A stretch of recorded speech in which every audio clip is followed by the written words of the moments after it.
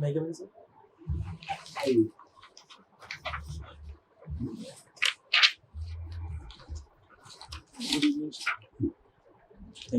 Thank you ji sir. जी sir. फिर क्यों छोड़ रहे अपने इंजीनियरिंग? सर मुझे मेरे व्यक्तित्व में लगता है कि मैं सिविल सेवा में बेहतर कार्य कर पाऊंगा। परसेंटेज तो ठीक लाया सिविल इंजीनियरिंग में भी। जी सर। तो वहाँ क्या गड़बड़ होगी? सर मेरा व्यक्तित्व जिस प्रकार का है, मैं कैसा व्यक्तित्व है आपका?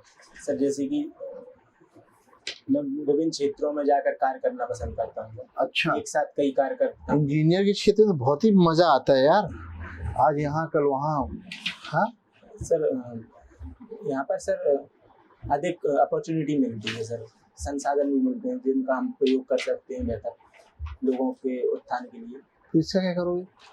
इसका सर प्रशासन में भी यूज करेंगे। कैसे? जैसे कि सर हमारा एसडीएम के रूप में एक सुपरविजन का कार्य रहता है। तो सर हम जैसे कहीं पर भी जा रहे हैं तो कभी भी औचक निरीक्षण करके हम मटेरियल की क्वालिटी चेक कर सकते हैं, डायमेंशंस देख सकते हैं कि बेहतर कार्य हो रहा है या नहीं। ऑन द स्पॉट सर हम एक्शन ले पाएंगे। मुझे ऐसा लगता है कि भारत में सबसे बड़ी कमी डॉक्टर इंजीनियर की। जी सर। है ना, अच्छे डॉक्टर इंजीनियर की। जी। एसडीएम तो कोई भी बन जाता है, बीए वाला, बीएससी वाला। आप लोग अपनी टेक्निकल डिग्री क्यों खराब करते हैं? सर मेरा मानना है कि मध्य प्रदेश लोक सेवा आयोग ने एक अर्हता रखी है कि जिसमें कोई भी स्नातक। नहीं, अर्हता की बात नहीं कह रहा हूँ कि अर्हता तो ठीक है कि आप एलिजिबल हो। मैं एलिजिबिलिटी में तो आपके प्रश्न नहीं उठा रहा हूँ। जी सर। मैं तो आपसे पूछ रहा हूँ कि आप एक बहुत अच्छे इंजीनियर हो सकते हैं। जी सर। आपने बहुत अच्छे परसेंटेज से पास किया है, आपने एग्जाम निकाला होगा, और उसके बाद फिर आप अचानक अपनी फील्ड को छोड़ दे रहे हैं सिर्फ इसलिए कि पीएससी की नौकरी है, नौकरी करना है। सर मुझे सिविल इंजीनियरिंग में सर मोटिवेशन नहीं मिला। सिविल सेवा के लिए सर मैं अपने सीनियर के साथ कुछ उनसे मिला सर, उनसे सर मुझे मोटिवेशन क्यों नहीं मिला आपको सिविल इंजीनियरिंग के लिए? सर मुझे मेरी रुचि कम हो गई थी सर सिविल इंजीनियरिंग में फाइनल तक जाते जाते। अच्छा, रुचि कम हो गई तो परसेंटेज तो बहुत लेके आए सर। वो फर्स्ट सेकंड ईयर में अधिक परसेंटेज थे इसका। अच्छा ठीक है। संजीत का मतलब क्या होता है? सर इसका अर्थ है कि सभी को जीतने वाला। सभी को जीतने वाला। ओके, कुछ अपने बारे में बताओ आप। सर जैसे कि मेरी प्रारंभिक शिक्षा सर जीएनवी शिवपुरी से हुई थी। उसके उपरांत सर मैंने सिविल इंजीनियरिंग एमआईटीएस ग्वालियर से की। अभी वर्तमान में मैं भारतीय डाक विभाग में बीपीएम के पद पर कार्यरत हूँ। अच्छा। साथ में सर मैं एक एफपीओ है उसमें सहयोग देता हूँ।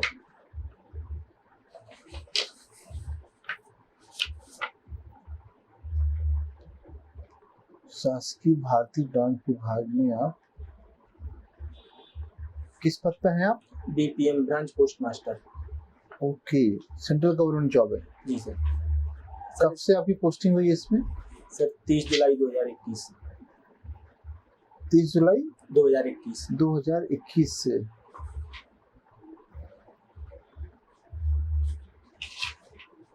इसको शाखा डाकपाल इसको बोलते हैं, पद का नाम है? जी सर। ओके, क्लास 2 होती है? सॉरी सर, सुन लीजिए। क्लास 2 है? नहीं सर, ये तो एसएससी से आए हो? नहीं सर, ये डायरेक्ट रिक्रूटमेंट है परसेंटेज बेसिस, जिसको अतिरिक्त कर्मचारी माना जाता है सर डाक विभाग। अच्छा, मतलब परमानेंट नहीं हो? नहीं सर, मतलब सर जॉब हमारी 62 ईयर्स तक रहेगी, लेकिन उसके बावजूद सर हमें अतिरिक्त कर्मचारी माना जाएगा।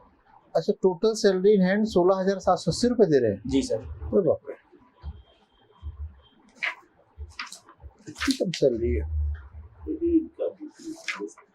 क्योंकि सर हमारा काम 4 आवर्स का रहता है सर। अच्छा, फुल ड्यूटी नहीं। चलिए, मध्य प्रदेश का थोड़ा सा डिस्कस करते हैं। मध्य प्रदेश, आप शिवपुरी से हैं। शिवपुरी क्या कहते हैं? कौन सी नदियां यहाँ बहती हैं? सर जैसे कि हम इस शिवपुरी के उत्तर की बात करें, पार्वती नदी है, पश्चिम में सर कूनू नदी है, पूर्व की ओर बेतवा नदी है, और सर इसके मध्य से होकर सिंध नदी आ रही है। शिवपुरी के मध्य से जा रही है, ऊपर से पार्वती, पश्चिम से कूनो, जी सर। और आप बोल रहे हैं पूर्व से जो है बेतवा। बेतवा जा रही है। ओके। शिवपुरी कितने राज्यों से सीमा लगती है इसकी? सर राज्य 2 हैं, यूपी और राजस्थान। यूपी और राजस्थान लगती है। ओके। मध्य प्रदेश में जो वनस्पतियां पाई जाती हैं जी, मुख्यतः कितने प्रकार की वनस्पतियां यहाँ मिलती हैं? 3 प्रकार की सर। कौन कौन सी? एक अर्धपर्णपाती, एक पर्णपाती, एक शुष्क पर्णपाती।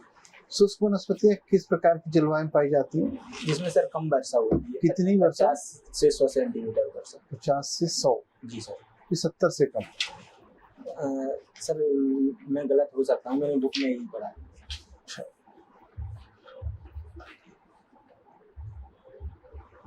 अभी आपके शिवपुरी की क्या ऐसी विशेषताएं हैं जो मध्य प्रदेश में यूनिक हैं? सर यूनिक एक है सर, जैकेट है यहाँ का फेमस है सर।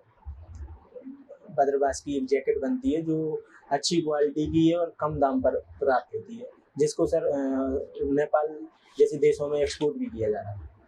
अच्छा, ओके। कैसी जैकेट होती है? सर मोदी जैकेट नाम दिया गया है, मोदी जी जो पहनते हैं उसके type. Okay, very good.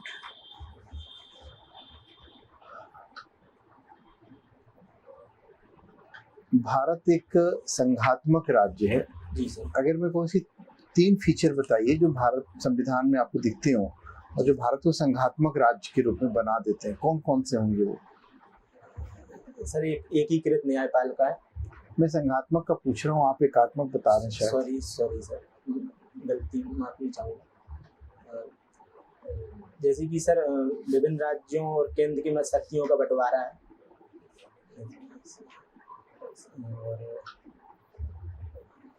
Sorry sir, अभी याद नहीं कर पा रहा हूँ।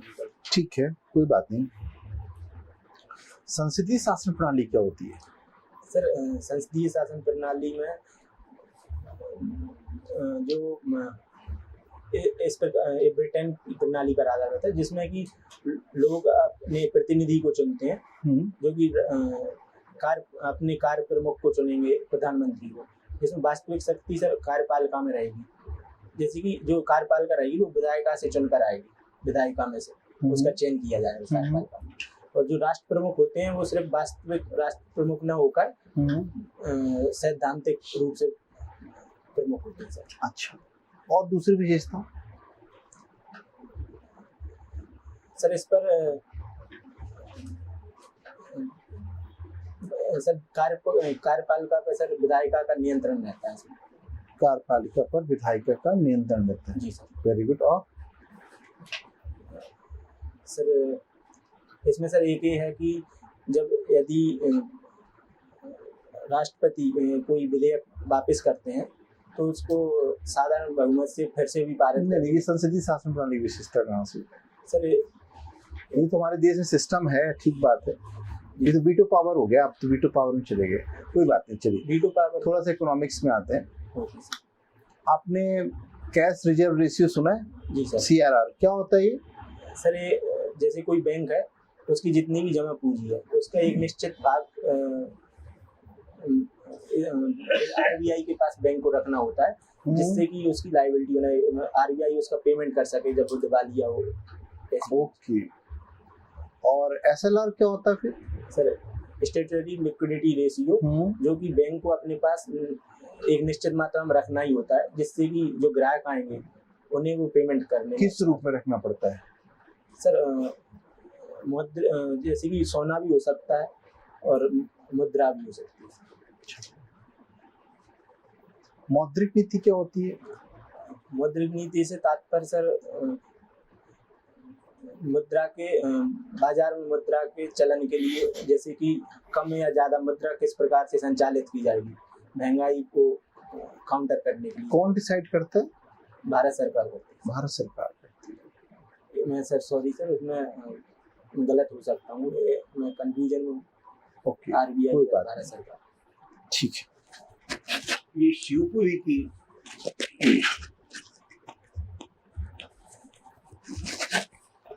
शिवपुरी की आप रहने वाले हो जिले जी में? सर। शिवपुरी जिले की राजनीतिक परिस्थिति क्या है अभी तत्काल?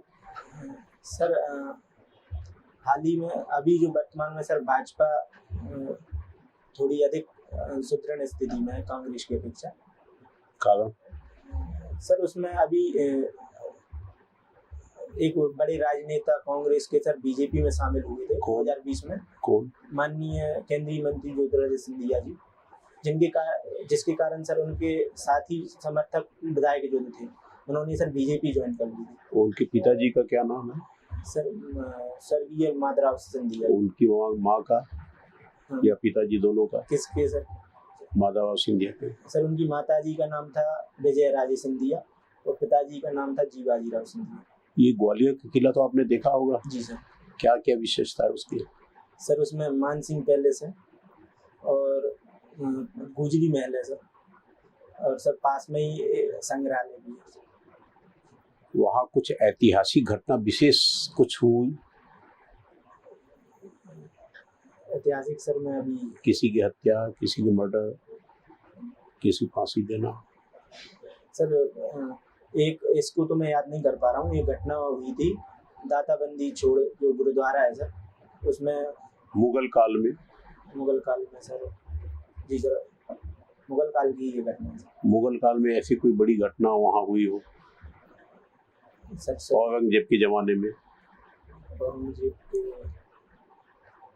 सॉरी सर मैं नहीं कर कोई बात। ये सिविल इंजीनियर आप बने हो, जी सर। सिविल इंजीनियर का शासकीय सेवा में कहाँ कहाँ आपका जा सकते हैं? सर जैसे कि हम ब्रिज है, कंस्ट्रक्शन है, बिल्डिंग्स हैं, सीवर लाइंस हैं। ये कौन बनाता है? ये सरकार में कौन सा ऐसा विभाग है जो बनाता है? ये पीडब्ल्यूडी सर। पीडब्ल्यूडी का फुल फॉर्म क्या है? Public work department. वो इतना बृहत विभाग है, फिर वहाँ अपने आप को योग्य क्यों नहीं मान रहे? सर मैं मानता हूँ कि सर मैं एक सिविल सेवक के रूप में, जैसे कि एसडीएम के रूप में। एफडीएम पद नहीं मिला तो वहाँ तो एक्साइज इंस्पेक्टर भी बनोगे, फिर टैक्स इंस्पेक्टर भी बनोगे। सर मैं फिर से प्रयास करूँगा सर, फिर से प्रयास करूँगा सर। वहाँ पर डीएसपी भी आप बनोगे? जी सर। आरटीओ भी बनोगे? जी सर। तो ऐसा सिर्फ डिप्टी कलेक्टर पोस्ट नहीं, बहुत से पोस्ट है उसमें। सर मेरी प्रेफरेंस सर एसडीएम है, तो मैं सर एक बार फिर पुनः प्रयास करूँगा अपना। ये विधानसभा से परिचित हो आप? जी सर। विधानसभा का अध्यक्ष कौन है आपका? अभी सर गिरीश गौतम जी हैं। और नेता प्रतिपक्ष? नेता प्रतिपक्ष श्री गोविंद सिंह। ये विधानसभा में या एजी का नाम सुने हो आप कभी? जी सर। क्या कौन होता है एजी? Advocate general. और दूसरा एजी और कुछ होता है? Attorney general. अटॉर्नी जनरल जो होता है वो कौन होता है और क्या काम करते हैं? सर ये भारत सरकार के सर्वप्रमुख विधि अधिकारी होते हैं, जो कि भारत सरकार को विभिन्न विधि के मामलों में या सुप्रीम कोर्ट न्यायपालिका में अपने विचार रखते हैं और भारत सरकार की तरफ से अपना पक्ष रखते हैं। दूसरा एजी आपने बताया? Advocate general. एक और एजी बताया ना आपने? सर एक ही बताया सर। ये तो एडवोकेट जनरल हो गया।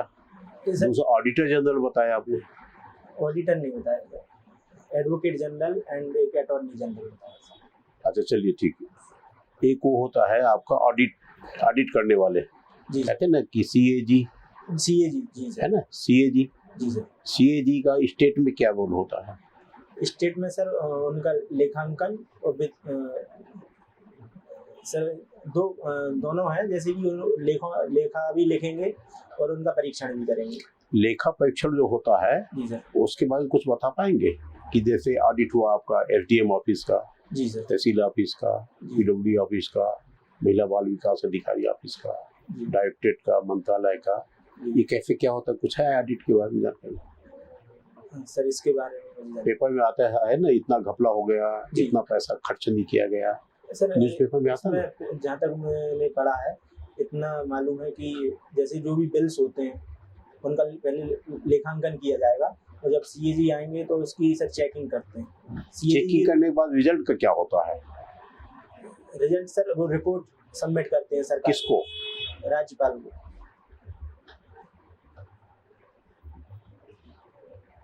या विधानसभा में इसका, अच्छा ये बताइए, शासन के जो पैसे हैं उसको खर्च करने की अनुमति कौन देता है? विधायिका विधायिका। ठीक, वेरी गुड। विधायक तो जो पैसे दे रहा है जी तो जांच तो भी करेगा ना सर। जी सर, आप अंतिम निर्णय तो ही लेगा, जी सर। है ना? तो अंतिम निर्णय लेने का अधिकार वहां पर किसको है विधानसभा में? सर स्पीकर को है सर। और उसके अतिरिक्त किसको? और सर राज्यपाल को भी होता है। विधानसभा में जी जितने भी ऑडिट होते हैं या जो एडवोकेट जनरल के जो स्टेट एम्प्लॉइज होते हैं, जी वो सब जो है स्टेट लेवल के एम्प्लॉइज, कोई एम्प्लॉइज सेंट्रल के होते हैं, वो जो ऑडिट करते हैं, ऑडिट रिपोर्ट अपना देते हैं विभाग को, विभाग उसमें अपना मत देते हुए उसको देते हैं, और फिर वो जाता है, जो एजी होता है वो विधानसभा के नेता प्रतिपक्ष को देते हैं, और नेता प्रतिपक्ष जो है उसका फैसला करता है कि जिनने घोटाला किया है उस अधिकारी के खिलाफ क्या कार्रवाई की जाए। Thank you sir. इसलिए जो खर्च करने का जो अधिकार जो दिया है, जी क्योंकि ये पब्लिक मनी होता है, और पब्लिक मनी जो होता है अकाउंट, जो राज्य शासन की जो पब्लिक पैसे के हिसाब से जो फाइनेंशियल जो अकाउंटेबिलिटी होती है वो विधानसभा करती होती है, और विधानसभा में जो है वो नेता प्रतिपक्ष होते हैं, लोक लेखा समिति कहलाता है, लोक लेखा समिति के वो अध्यक्ष होते हैं, वो सजा देते हैं सेक्रेटरी को या जो भी उसे गड़बड़ी करने वाले। Thank you sir. ठीक है, आप इंजीनियर हो के ये सब आ रहे हो, चलो ठीक है, आपकी इच्छा है। मुझे ये बताओ आप, जी सर।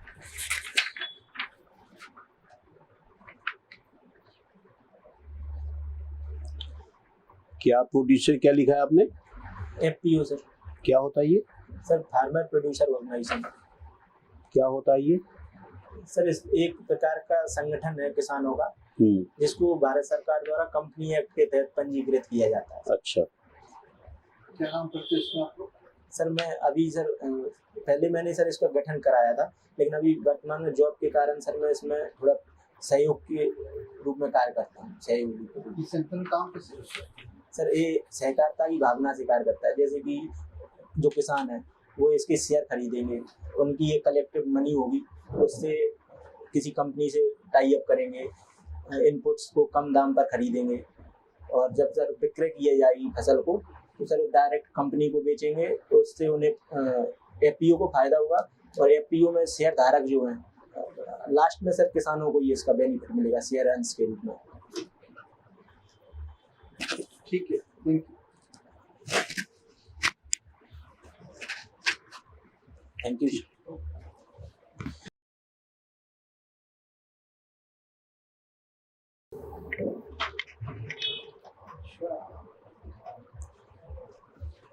तुम लोग के डॉक्यूमेंट जारी प्रमाण पत्र क्रमांक भी पूछ लिया, तुम लोग अपने डेवलप किया तो एसएस निकाला ये क्या सर? ये डॉक्यूमेंट्स पर सर आयोग ने आयोग इस साल का है जी आयोग का फॉर्म है, ऊपर लिखा ना आयोग तो नहीं, वो तो इस साल का पिछले साल का इसी साल का। आयोग का। एक तो पहली बात ये है कि आप जो है अपने सिविल इंजीनियरिंग जो एजुकेशन है उसके बारे में थोड़ा नॉलेज होना चाहिए। लोकल आपका जो है शिवपुरी डिस्ट्रिक्ट, ग्वालियर संभाग, और ओवरऑल आपका एमपी का नॉलेज होना चाहिए। जी खास करके राजनीतिक स्थिति, कितने जिले हैं, कितने ब्लॉक हैं, कितनी तहसील है, संभाग कितने हैं, गांव की क्या स्थिति है, पंचायत क्या है, नगर पालिका क्या है, ग्राम पंचायत, नगर पंचायत, जिला पंचायत, नगर पालिक निगम, नगर पालिका, नगर पंचायत, इसका जानकारी कलेक्ट कर लीजिए। ग्वालियर के किला के बारे में आपसे पूछा था मैंने, वहाँ पर जो है औरंगजेब के समय पर उसका भाई था दारा शिकोह, दक्षिण गया था, तो उसको जो है वो उसका हकदार था, हक जो है राज्य लेने का जो हक था, बड़ा भाई था, जो कि उसका गद्दी उसको मिलनी थी, तो उसको वही उस किले में भड़काया था उसको। वाल्मीकि किले में दार्शिकों को।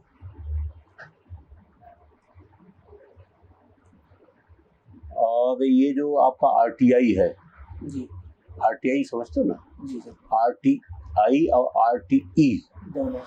इसका जो है विशेष अध्ययन कर लीजिए, क्या होता है, कैसे आवेदन होता है, कैसे कार्रवाई होती है, क्या लाभ मिलता है। बाकी ओवरऑल आपका ठीक है। और आप केवल आपकी प्रायोरिटी क्या है ये पूछेंगे, जी सर, तो आप प्रायोरिटी केवल एफटीएम तो बताओगे नहीं, जी और उनके सामने लिखा रहेगा मेंबर्स के सामने, तो बाकी भी पद के बारे में भी आपको रहना चाहिए। और कंपेरिजन होना चाहिए सिविल इंजीनियर और उस पर महिला बाल विकास अधिकारी बने, आप एक्साइज इंस्पेक्टर बने, बहुत से कितने पद हैं आपके, बहुत से पद हैं, है ना, तो उन पदों के भी बारे में आपको पूछा जा सकता है। ओवरऑल ठीक है, ओके, थैंक यू। तुम चश्मा लगा सकते हो? नहीं सर, क्यों? मतलब लगाया नहीं मैंने कभी सर। जीरो पॉइंट का लगा, नाराज हो जाते हो, बात करते थोड़ी आंखें कुछ ऐसा बोलती है, गुस्से टाइप हो जाती है, इसलिए मैं चाह रहा था कि नहीं सर, वैसे तो मैं पोलाइट रहता हूँ, जो भी मैं जब भी मैं बड़ों से बात करता हूँ मैं पोलाइट रहता हूँ, तो आँखों से सर हो सकता है गलत इंटरप्रिटेशन हो जाए। जो मैं रिपीट कर रहा था आपको जी आपकी डिग्री को लेकर के, ओके तो आप थोड़ी से हाइपर हो रहे थे। स्पेक्स अगर लगा सकते हो फ्रेमलेस वाला, तुम्हारे ऊपर अच्छा भी दिखेगा, जी और बढ़िया लगेगा। ओके, तो मैं देख ना वो दैट इज गुड, क्या फर्क पड़ना ओके है ना, बिना पावर को। चलिए मैं इस पर से इनके शेयर कर देता हूँ इस बात को। जी मैं भी पीएससी में फर्स्ट टाइम सेलेक्ट हुआ था। ओके सर, मैंने केवल जो है ट्रायल के लिए पहला एग्जाम दिया था, और संयोग से पहले ही अटेम्प्ट में सेलेक्ट होता है 75 में। जब मैं नौकरी पे आया तो मुझे कहने लगे ये तो उसके लायक है ही नहीं, बाबू समझते थे, अफसर के लायक नहीं है। तो मुझे किसी ने सलाह दिया कि आप जो है जीरो पावर का चश्मा लगाओ, तो you can also. Okay sir, sir retired deputy secretary है। जी मैंने पढ़ा है सर। Okay, alright. सर थोड़ा सा और पूछना चाहूँगा सर, आप मुझे थोड़ा सा ये डिस्क्राइब करिए मेरे पॉजिटिव पॉइंट क्या है, नेगेटिव पॉइंट क्या है। पॉजिटिव पॉइंट तुम्हारे क्या है, तुम्हें क्या लगता है? मेरा टेम्परी है जी सर, है ना, हार्ड वर्किंग, ऑनेस्टी, जी काइंड, क्या सर, काइंडनेस है हमारे पास, ठीक है, और कमिटमेंट लेवल, डेडिकेशन किसी भी चीज को लेकर के हम करते हैं। जी सर। वीकनेस में बताओ तुम्हें क्या लग रहा है वीकनेस है? शॉर्ट टेम्पर्ड हो? नहीं सर, नहीं हो? और बताओ। थोड़ा सर आई कांटेक्ट अभी सही से जमा नहीं है, और आपने कहा मोटिवेशन लैग कर देता हूँ, बी करते करते आपका मोटिवेशन खत्म हो गया था प्लीज। जी सर वो मैं गलत बोला। It is some type of lack of confidence. मतलब जब आपने सिविल में फॉर्म भरा तो उस समय आपको ऐसा था कि हम इंजीनियर बनेंगे, अच्छा काम करेंगे, यही किया, चलो जो मिल जाए वो कर लिया, ऐसा है क्या? नहीं सर, आप तो इंजीनियर बनने के लिए गए थे। कैरियर सोचा था सिविल इंजीनियरिंग में, लेकिन बाद में सर इसकी तरफ मोटिवेट हो गया, मोटिवेशन के कारण इसमें आना। तो ये लेक ऑफ कॉन्फिडेंस कहलाता है ये। सर इसको ना बोला कि उसमें मोटिवेशन नहीं रहा। हाँ ये नहीं बोला, बाकी मुझे ऐसा लगता है बोलो कि ये बहुत वाइड एरिया है काम करने का, इसलिए मैं इसको चुना हूँ। और मेरी जो डिग्री है एज ए डिप्टी कलेक्टर में बनता हूँ तो मैं उसको भी यहाँ की अप्लाई बहुत अच्छे से कर सकता हूँ। ये नहीं बोलना है कि पीएससी में तो बेसिक डिग्री रखा इसलिए मैं आ रहा हूँ, वो मतलब आप रिटीट हो गए थे वहाँ पे आते, ऐसा नहीं बोला। वो हमें समझ में आ गया था कि आपको रिटीट, मैं रिटीट कर भी रहा था, वो भी करेंगे आप, क्योंकि देखो ऑफिशियल बात है कि आपने इंजीनियरिंग की डिग्री खराब करेगा, वो आपसे थोड़ा पूछेंगे, है ना। ये ध्यान रखना है कि आप ऑलरेडी सिलेक्टेड हो चुके होंगे मेंस में, जितना नंबर ला चुके हैं, यहाँ पे तो आपको बड़ा लिमिटेड नंबर है, तो यहाँ पे हमें बहुत प्यार से बोल के 25 मिनट। वीकनेस में मीठा खाते हो? जी खाते, बोलो थोड़ा सा मीठा खाना मेरी वीकनेस है ना। और क्या वीकनेस होगी? हैंड राइटिंग है सर थोड़ा सा मेरा। हैंड राइटिंग ठीक है, और आज की डेट में जो हम ऑफिस में जाते हैं बहुत कम लिखना पड़ना पड़ता है, सब कंप्यूटर हैंडराइटिंग तो आपको उसमें निकल गया। मेंस में निकल मेंस में। पाए अगर खराब होती तो मेंस कैसे निकाल पाते, है ना? तो एक तो सबसे जैसे बता देना। लोकल नॉलेज बढ़ाइए बस। देखो जहाँ रहते हैं सिविल जो एस्पिरेंट होते हैं सिविल सर्विसेज की, मतलब उनकी सबसे बड़ी चीज खासियत क्या होती है कि जिज्ञासु होते हैं। और जिज्ञासु होने का मतलब क्या होता है कि यार जहाँ रह रहे हैं इसका नाम क्यों पड़ा, इसकी कितनी भी यहाँ पे तहसील कितनी है, कितने ब्लॉक हैं, आप अपने डिप्टी कलेक्टर का नाम भी ध्यान रखना, वहाँ के आईएएस का नाम भी आएगा, पूछते हैं। जब मैं 2008 में सेलेक्ट हुआ था तो उससे हमसे उन्होंने पूछा था कि आपके ग्रेजुएशन कलेक्टर कौन है, क्या आप कभी मिले उनसे, है ना, कैसे दिखते हैं, आप में और उनमें क्या अंतर होता है ना। तो इन सब चीज़ों को आपको थोड़ा सा ध्यान, अगर आप ये कहते हो मुझे जिले का कलेक्टर का नाम नहीं पता है, तो ये थोड़ा सा ये सर मेरे कल अच्छा नहीं माना। सर आप पोस्ट प्रेफरेंस पे कभी क्लास लेंगे या? हम लोग ये क्लास सोच रहे हैं कराने के लिए बच्चों को, सर कराएंगे। मैं यहाँ के बच्चों का नॉलेज सबसे ज़्यादा खराब है, तहसील पंचायत जिला पंचायत ये सर मेरा है, सबकी हालत बड़ी खराब होती है। हमने जब भी डिस्कशन किया है तो मैं सेटिस्फाइड नहीं हुआ। तो मैंने इस पर अच्छा वर्क किया। ठीक है, प्रेफरेंस में आ जाना, बता दें।